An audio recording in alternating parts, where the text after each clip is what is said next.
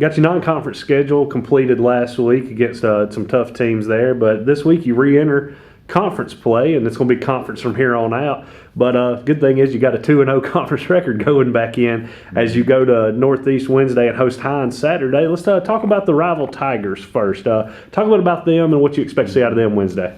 Northeast comes in. We'll be at their place with a very veteran team. I mean, 8 of their 9 hitters that we expect to be in the lineup will be sophomores, some highly motivated sophomores. You know, we had a lot of success against them last year, ended their season, so I know they remember that in the back of their head and have been working hard to be better this year, and they are really good. We were just very fortunate last year, and then they got all their pitchers back from last year, plus they picked up 2 more pitchers come in. They've been throwing game 1 and game 2 for them, and then those other girls have been filling in. So it's one of the better teams that we've seen Northeast have, and they're really good at home, so it's going to be a tough challenge for us going over there Wednesday.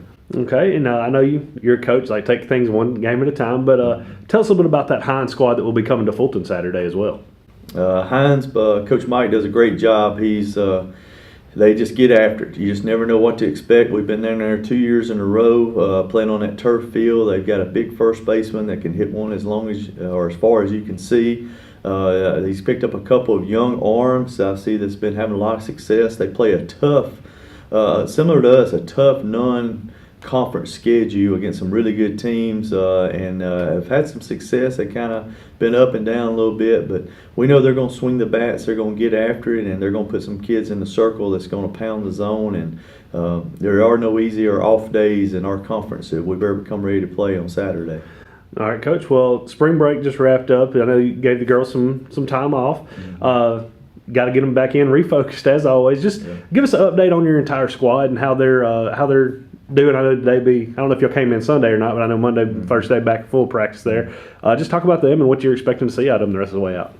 Yeah, we had a busy spring break with our high school tournament on Monday, and then hosted Wallace State on Tuesday, number 6 team in the country. And we got after them, but they were just a little bit better than us. Went over to Calhoun on Wednesday and traveled and played in that wind. It was like a monsoon all day with the wind just blowing every which way, and really competed well and had a big victory in the first game, and then was getting after it. Faced a really tough pitcher in game 2. Kaylee Nelson threw a great game for us in that second game, and darkness got us. We tried to rush through it and get through some things, and just ended up in a tie, which is kind of heartbreaking, but we wish we could have finished that game out, just to see what would happen. And then we did give the kids Thursday, Friday, Saturday off, and we came back in on Sunday night and had a little run through, let them get some of the rust off, and they enjoyed their time off while we got a chance with our coaching staff to get out and do a lot of recruiting, get to see a lot of our local high school kids, touch base with some of our commitments, and get more names on future players. So they'll come out today with a lot of energy. We're going to scrimmage. It's going to be almost today. Monday is going to be like a scrimmage day for us with live pitchers against hitters, and then we'll refocus a lot more Tuesday on Northeast and get ready to go play in Boonville on Wednesday.